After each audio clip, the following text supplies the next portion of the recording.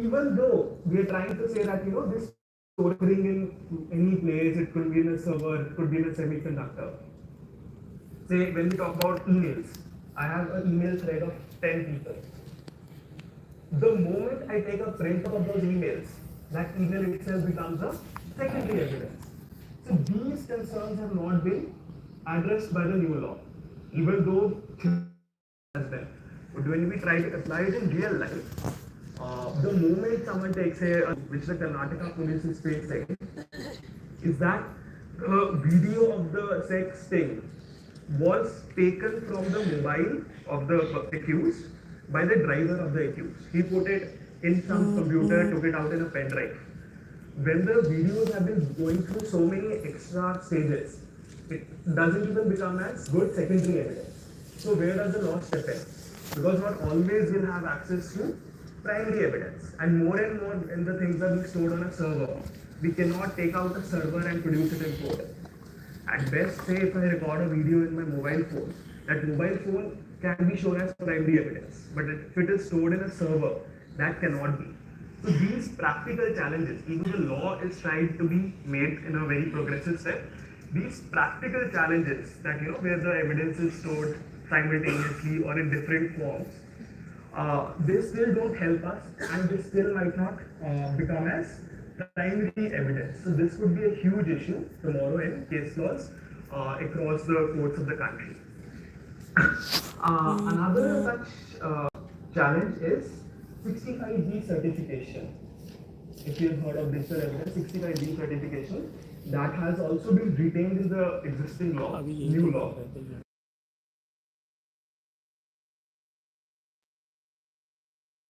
Form. Well, how are you supposed to do the certification of digital or forensic evidence? This is included in the act itself. This is not something I've taken from elsewhere. You don't need to click photos. This is in the act itself. So the issue here is, it is very good that the form is finally provided, but if we look at the form, it is still not clear.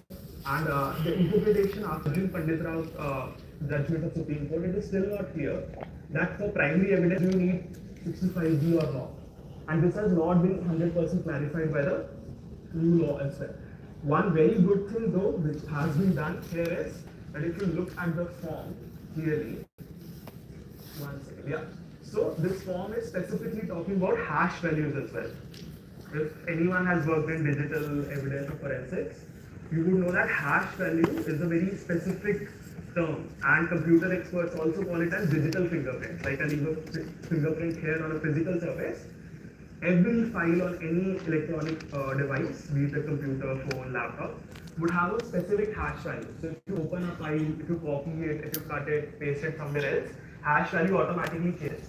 So this is a very, very good step that now by law, hash value is also supposed to be written and provided. Got very famous. One issue which did crop up there was that hash value of a few of the files of the emails supposed to be done between the conspirators were not matching. So when the law itself provides that write down the hash value to investigate a thing, it could be quite helpful. But my only concern with the new evidence law act is all of these things, what is primary evidence, what is secondary evidence, they are concerned with questions of admissibility. Whether the court can legally accept it as evidence or not. None of it is talking about reliability. Once we accept it or not, is it good or not, and why is this relevant? Because with artificial intelligence, we can create a video clip of anyone saying anything. I could be singing a song for all you know if a video is captured from a good enough angle.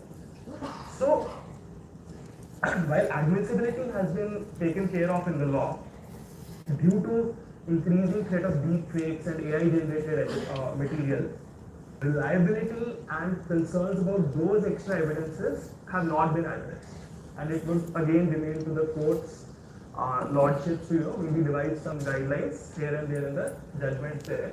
But the law does not address the threat of deep fakes, the threat of AI generated videos and audio.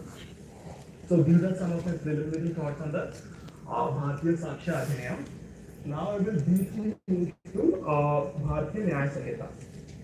So, as has been the case, like many of the changes in the new laws, a significant change has been renaming of a lot of things. So renaming doesn't always have to be bad.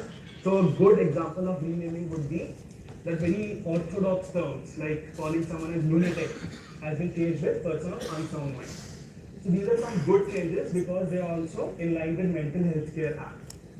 Similarly, when we define the word gender, gender doesn't only include male and female, even third gender, transgender community has also been specifically included in the law.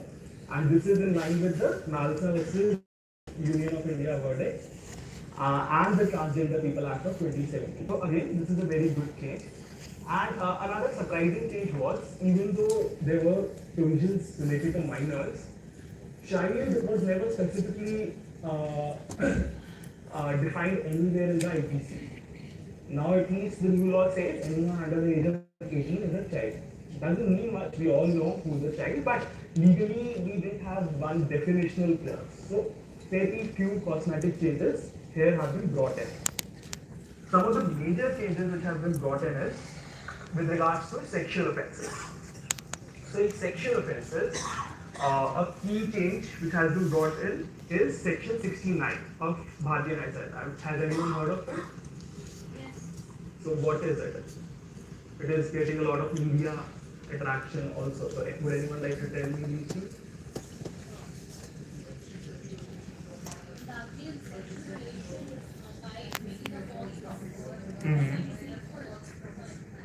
Okay. Yes, so this is a good change and a bad change.